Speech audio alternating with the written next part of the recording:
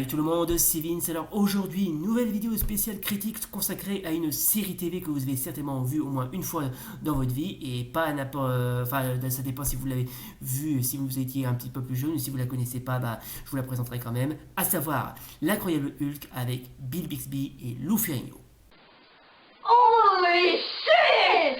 Holy shit! Alors, faut bien comprendre que cette série est d'abord tirée du comics et qui est pisée de la BD L'incroyable Hulk des studios Marvel Comics, qui ont bien sûr Captain America, Spider-Man, Thor, les Avengers et les 4 Fantastiques, etc., etc. Et donc, pour vous dire que je suis un grand fan de Marvel, je vais vous présenter quand même quelques BD de Hulk. Bon, je vais vous présenter celle-là, voilà.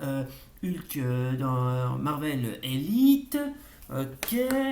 Ça, ça c'est un vieux comics, mais bon, ça je vous le présente quand même mais ça il date de 98 en plus. Alors, j'ai aussi celui-là. Voilà, bon, je l'ai déjà présenté dans une de mes anciennes vidéos où il fait face à un autre mec qui s'appelle Pete, des studios Image Comics. Alors ça c'est... Ah oui, alors celui-là je vous le conseille, ça parle évidemment ce qu'on peut appeler une aventure assez rocambolesque de l'incroyable Hulk, puisqu'il sera question de la mort de Betty Ross, la fiancée de Bruce Banner, alias Hulk, dont là aussi on va en parler. Je vous conseille de le regarder parce que c'est vachement émouvant. Alors, qu'est-ce qu'il y a d'autre encore? Ah oui, tiens, celui-là par contre, je vous le conseille, celui-là, War Hulk, qui est un petit peu la suite de Planet Hulk. Bon, j'aurais bien aimé avoir aussi Planet Hulk, mais je n'ai pas réussi à le trouver. Mais c'est pas grave. Franchement, ça c'est beaucoup mieux que Planet Hulk, qui est en fait War Hulk, c'est là où Hulk revient sur Terre pour se venger, et qui est aussi la suite de Planet Hulk. Alors, je vais vous montrer quelques petites dernières. Voilà, je vais vous présenter celle-là. Bon, ça c'est une édition collector, c'est qui date de la période 91. Et ça c'est peut-être de l'époque des années 60, là où il y a eu... non, ça c'est la période 87-88, autant pour moi. Je sais que c'était années 60, mais non, c'est pas années 60. Mais c'est pas grave.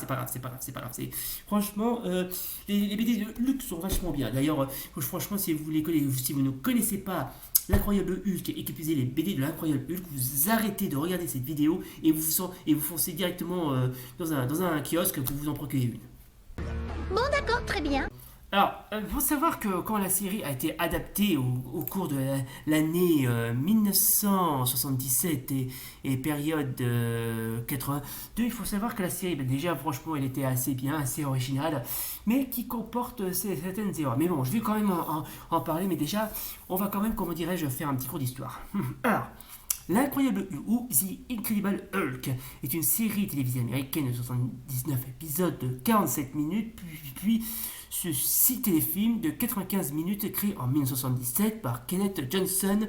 Elle est adaptée de la série du comic book Hulk publiée par l'éditeur américain Marvel Comics. Alors, Kenneth Johnson, je ne sais pas si ce nom vous dit peut-être rien, ce type a vraiment ce qu'on peut appeler, mais réaliser des chefs-d'œuvre au niveau téléfilm et série. C'est lui qui a fait L'homme qui valait 3 milliards et sa suite Super Jimmy, The Curse of Dracula, The Secret Empire, V, je parle de la série V, Haute Poursuite, Les Chasseurs d'Ombre, encore le monde merveilleux de Disney, ainsi que Alien Nation. Bref, une grande pointure celui-là. D'autres surprises? Alors, quand je viens de vous dire que la série était bien mais qui comporte aussi quelques erreurs, c'est quand même pas pour rien. Parce que déjà, pour commencer, le héros, Bruce Banner, dans cette série, il ne s'appelle pas, Bruce Banner, mais David Banner. Parce que, à ce qui paraît, le nom, enfin le prénom du héros, c'est-à-dire Bruce, avait un petit côté, mais... homosexuel, si je puis dire. Non, c'est pas des conneries. En vrai, Bruce, à ce qui paraît, c'est un nom typiquement homosexuel, et les producteurs de la série n'ont pas voulu l'accepter. Donc ils ont choisi David Banner. Sauf que ce qui est étonnant, parce que David Banner, c'est le nom du père de Bruce Banner. Donc est-ce que ça voudrait dire que ils ont fait un petit changement de dernière minute? Bon, ils ont fait un changement de dernière minute, ou c'est juste simplement une coïncidence? Personnellement, à vous de voir. Ça confirme mes doutes. Ah oui, Autre fait qui est assez marquant dans la série, la série, que je ne sais pas si vous vous souvenez pour ceux qui ont l'habitude de connaître le monde de l'incroyable Hulk, il y a certains personnages clés qui manquent cruellement à l'appel, quoi. Il y a aucun personnage emblématique qui ne figure dans la série TV. Il n'y a pas, déjà, premièrement, il n'y a pas Betty Ross, qui est la fiancée de Bruce Banner. Elle n'apparaît même pas dans, comment dirais-je, dans la série. Il n'y a pas Reed Jones, le gamin qui l'a secouru dans la scène où Bruce, David Banner reçoit les rayons gamma, enfin une bombe de rayons gamma, ça aussi on va en parler, et il apparaît pas. On voit même pas apparaître ni le général Ross, qui est le père de Betty Ross, et ce même général qui a envie de lui faire la peau, si je puis dire.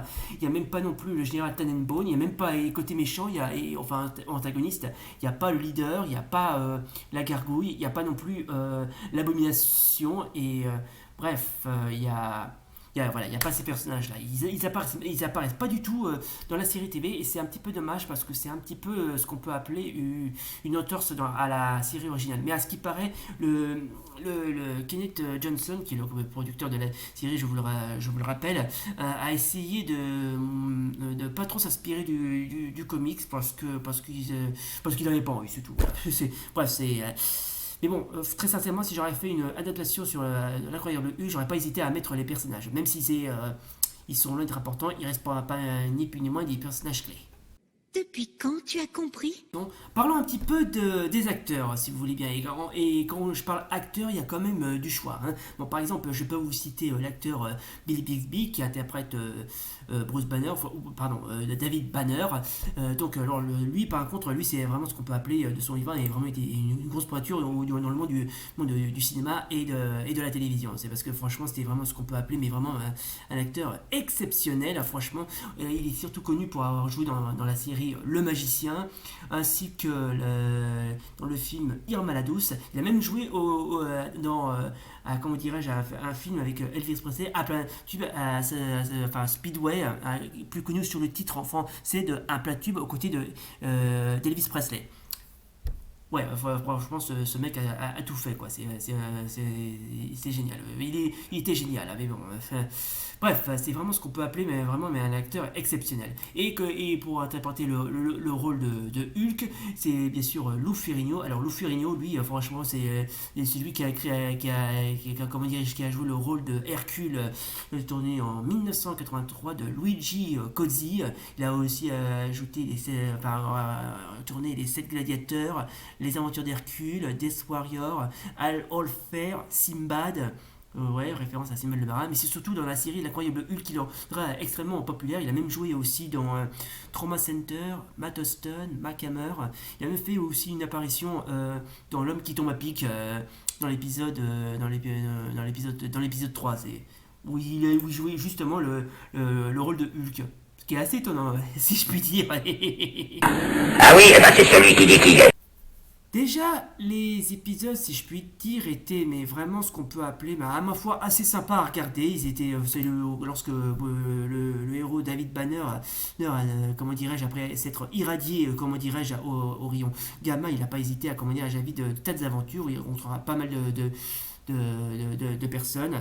D'ailleurs, la série compte 5 saisons plus 3 téléfilms, donc ça aussi on en parlera. Et c'est là les épisodes sont tous aussi bien les uns que les autres, et très sincèrement, mais bref, c'est bon, d'accord, les épisodes ne sont pas très, fidèles aux comics, mais franchement, ils étaient tous bien, voilà, franchement. Hein. Je ne vais pas vous mentir, franchement, si vous ne connaissez pas vraiment la série L'incroyable Hulk, j'essaierai de voir si je peux vous trouver quelques épisodes, tellement il y en a certains qui méritent d'être vus, quoi.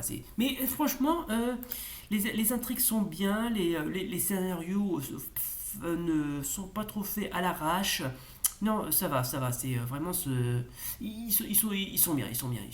D'ailleurs, la série est assez bien, même si elle respecte moyennement bien le comics. Alors moi, le privilège d'exister, quoi, si je puis dire.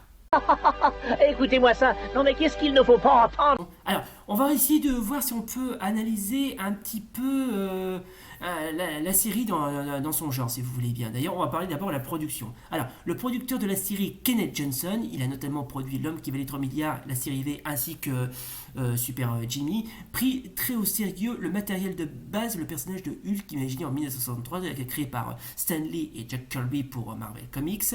Passionné par Les Misérables de Victor Hugo, le projet de Johnson était de greffer des éléments du roman de Hugo au concept de Hulk, avec un David Banner, ou Bruce Banner, ça dépend comment on l'appelle, ressemblant au personnage Jean Valjean, et le journaliste James McGee étant modelé sur l'inspecteur Javert.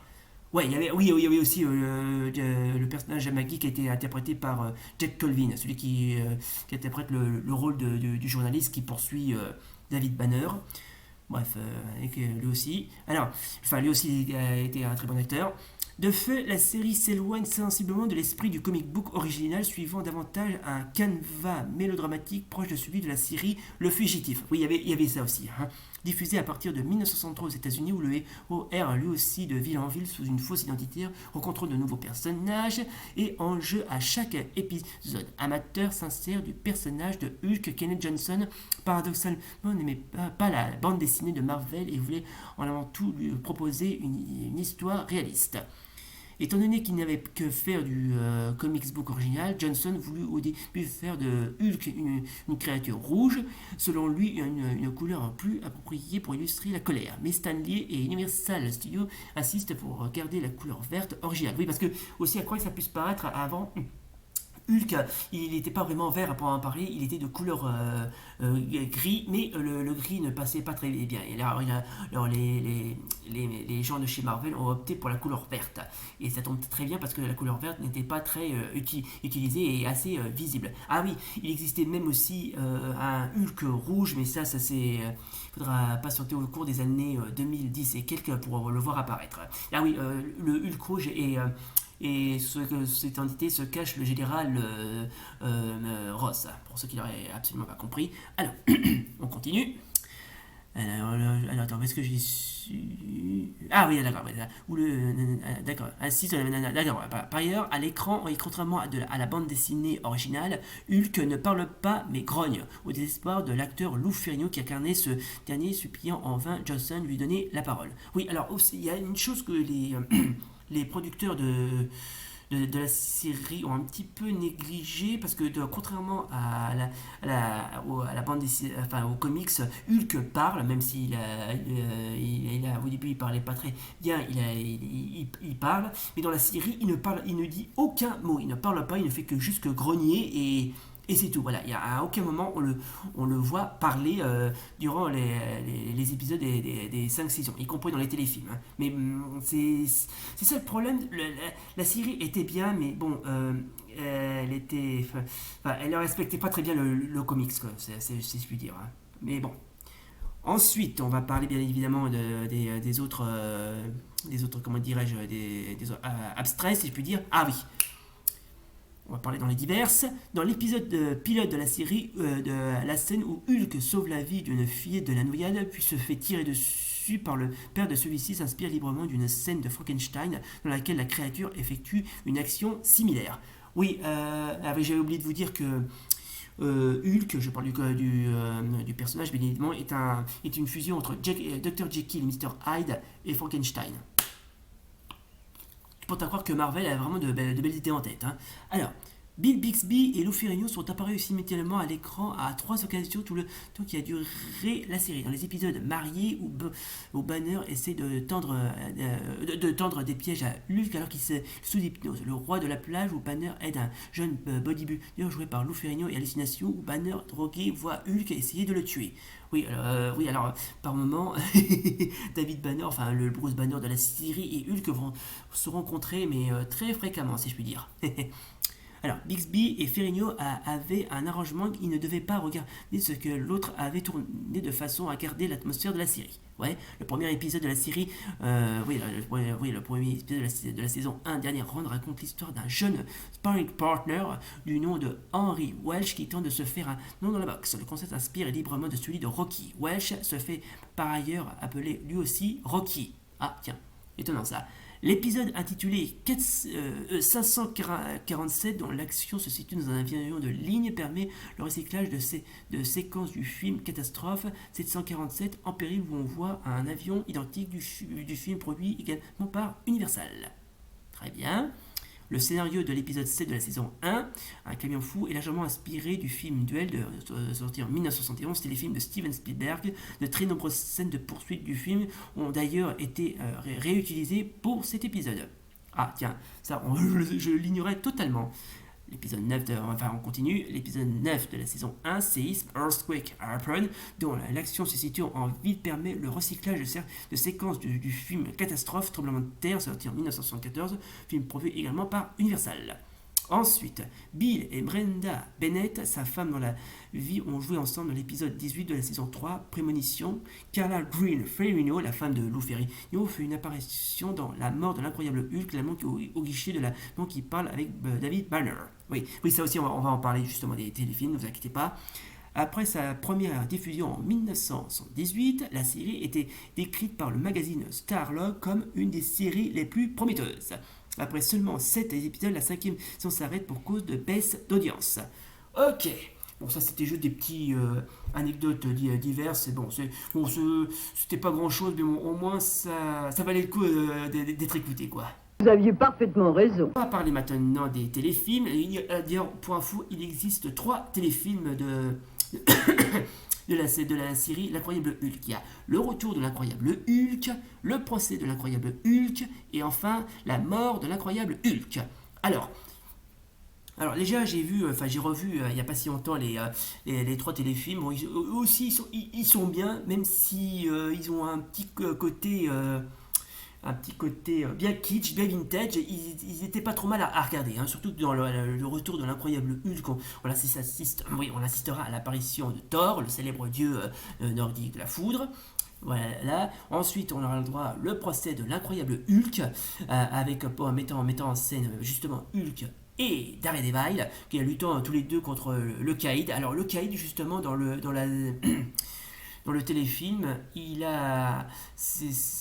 je sais pas ce qui s'est passé, je sais pas pourquoi ils ont avec le personnage, enfin le méchant du téléfilm, ils n'ont pas très bien respecté, comment dirais-je, les véritables traits du personnage, parce que normalement le Caïd, enfin le Wilson Fisk, dans la BD, qui est aussi un ennemi de Spider-Man et de Daredevil, normalement il est grand, il est imposant, il est chauve et il porte un costard de couleur blanc. Or dans le téléfilm, c'est plutôt un espèce de mafieux barbu qui ressemble un petit peu à Pavarotti quoi.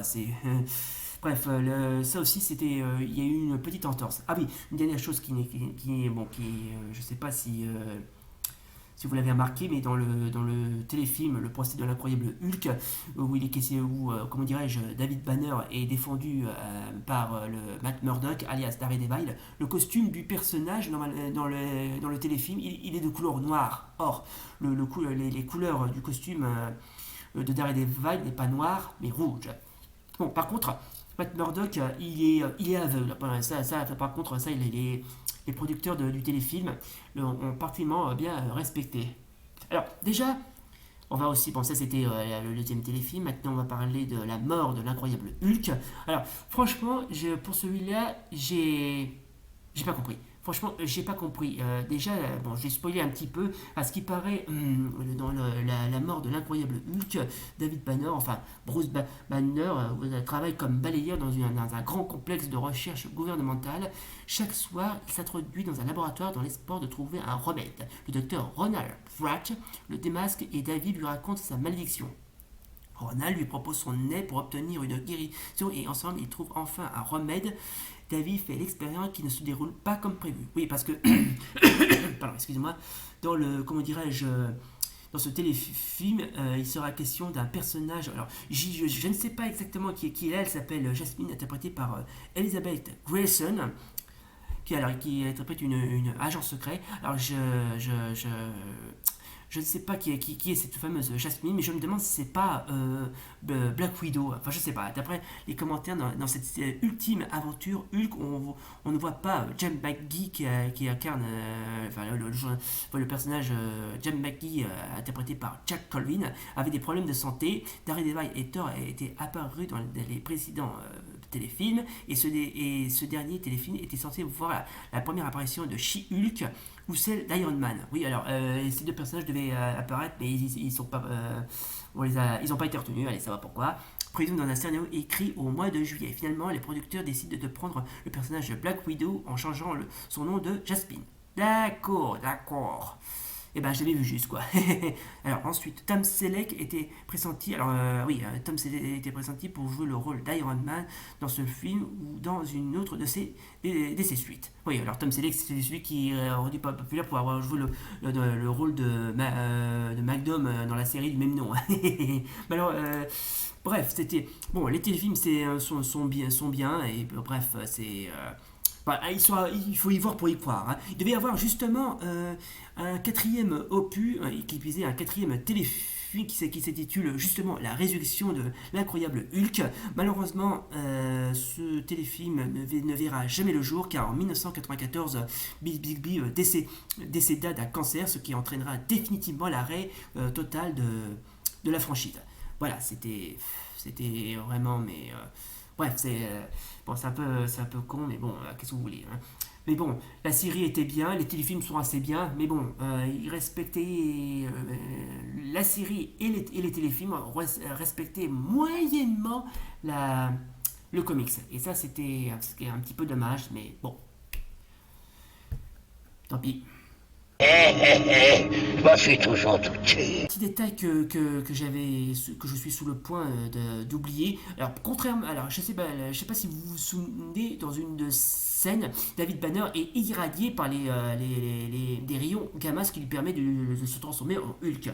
Parce que dans le comics original, il est à l'instar de la scène, David Banner est assis sur une espèce de fauteuil qui permet de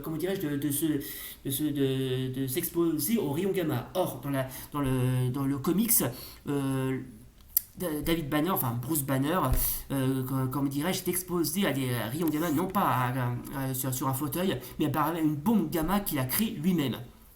Alors ça aussi, c'est une petite entorse au comics original, ce qui est un petit peu dommage quelque part, mais... Bref, comme je viens de vous dire, la série était bien, mais respectait moyennement le comics, ce qui est un petit peu dommage quelque part. Ah oui, un autre point important, alors contrairement à Bruce Banner, le David Banner ne porte pas de lunettes, parce que je ne sais pas si vous vous souvenez, s'il y a certains fans de Marvel qui regardent, Bruce Banner, Bruce Banner, il porte des lunettes. Or, dans la série, David Banner, le Bruce Banner de la série, il ne porte absolument pas de lunettes. Ça, c'est important, ça c'est important, ça. Ça aussi, les producteurs de la série de l'époque n'ont pas pensé à ça. Et ça, c'est dommage, quoi. C'est quand même bizarre, franchement, ces petits oublis et ces petites entorses. Ils auraient dû, la série aurait être 10 fois plus être bien si... elle avait respecté un petit peu moyennement assez bien le comics, même s'ils n'étaient pas vraiment obligés de le respecter à 100%, ils auraient pu au moins ne pas négliger certains détails. Mais bon, ça c'était pas grand chose, mais au moins ça valait le coup d'en parler.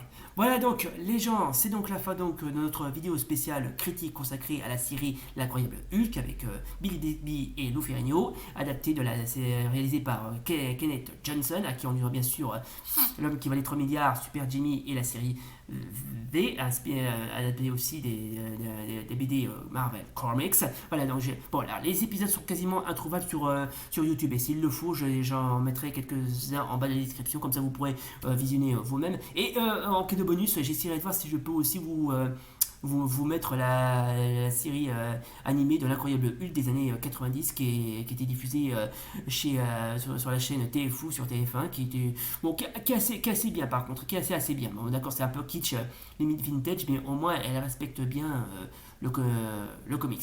Voilà, bah non, j'ai s'il le faut, j'en parle, je mettrai les liens des épisodes ainsi de la série animée, comme ça vous pourrez regarder, il n'y a pas de souci. Et si vous êtes fan de Hulk, et ben n'hésitez pas à liker, à partager et à commenter aussi, il n'y a pas de souci. Voilà, donc c'est la fin de cette vidéo. Si vous a plu, si comme d'hab, n'oubliez pas le pouce bleu et l'abonnement. Et d'ici là, salut. Bien